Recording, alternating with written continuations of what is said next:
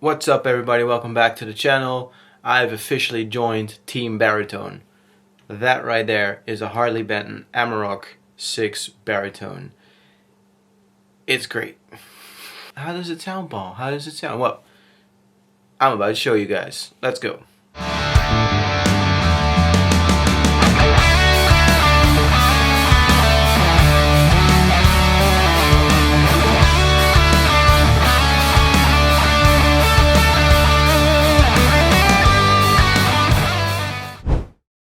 So do you think I ordered the right color? The answer is yes! Because this color is the only color that would match with my other not so conspicuous guitar, right? I mean, green and orange. Best colors ever, right? Anyway, this guitar is not your typical Ibanez-like or Shredder-like shaped guitar, I would say. A baritone has been on my list for quite a while. And the whole reason why is I want to go lower, but I can't play 7 strings. I hate 7 strings. I hate 8 strings even more.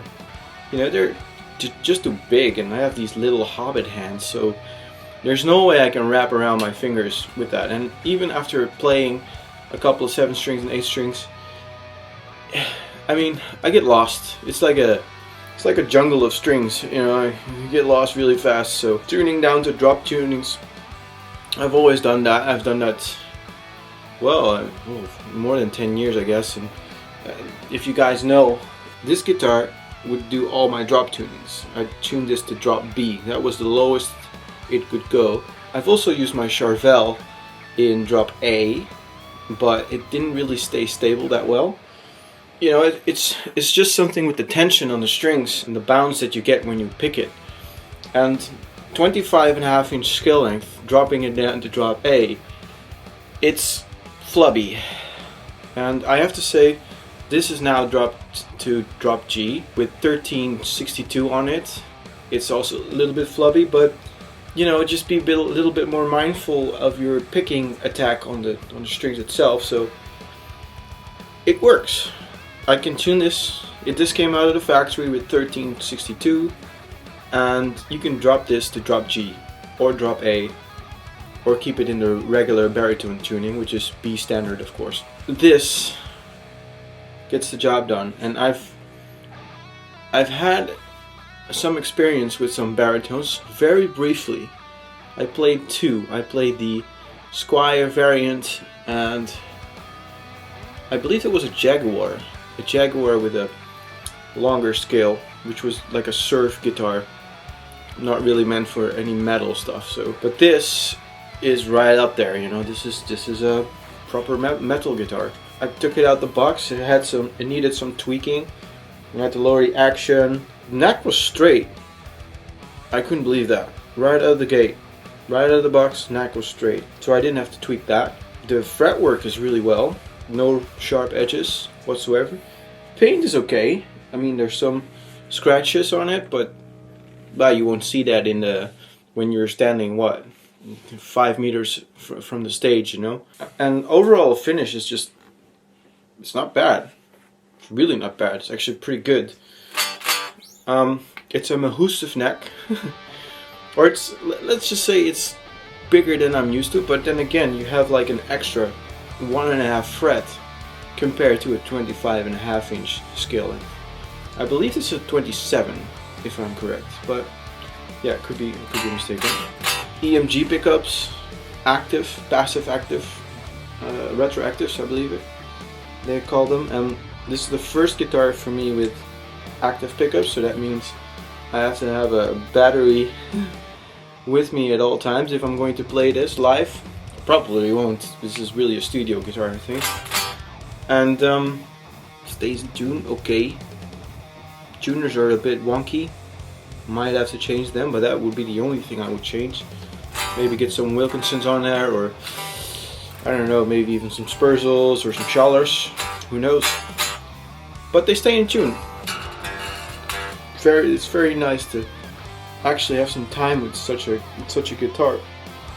because I never got the chance to play one and spend some hours with it. It's just I always had to give a baritone back or like a 7-string or 8-string, because I never invested in that. I just took one of my guitars and tried to tune it down by myself, and it ended up not really well. Anyway, this guitar is meant for rhythm playing and soundscaping, and I'd say it's not meant for solo stuff. It's too low. Even if I go up here, up the upper fret axis, it still sounds like you would be playing here on a regular guitar, because it's exactly the octave, right? So this doesn't sound high, and even here it doesn't really sound that high. This guitar is solely meant for rhythm, and it does it really well. It can do some leads. I mean, I have to be a little bit more conscious. I have to, like, if I'm playing chords and if I want the top strings to pop out, then I need to actually use the top strings instead of the G or the B string, where on a regular guitar I'm actually voicing stuff sometimes even broader. It's changing my vocabulary as a especially with chords, and I really have to think, like, if I want more clarity, I have to play higher, or I have to voice things higher. So yeah, it's a challenge to play this thing, and well, I'm really happy with it. It's going to be on my album, of course, all over the place. Year of the Lion, which is coming out 24th of June. I've already have one track almost done. I'm starting track 2, which is going to be a more Latin rock thing, and that's a little bit of a pain in the butt because I'm not a drummer. I'm a guitar player. I don't know anything about percussion, so I gotta reinvent the wheel a little bit here, but hey, this is all, it's all a fun experiment and a learning curve, so yeah, we're gonna get there. One way or another, I'm gonna get there. So, well, I think there's only one more thing to do, and that is take this bad boy for a ride, let you guys listen what it sounds like. I'm not gonna jam anything, by the way. I'm just gonna noodle because there's no point in doing solo stuff, because it's just, like I said, like I mentioned, it's too low. So here are some clips of this guitar, what it sounds like in no mixing context. It sounds weird, but yeah, this is just me rambling and noodling. So I hope you guys enjoyed this video. Please leave a thumbs up, like, and subscribe down below.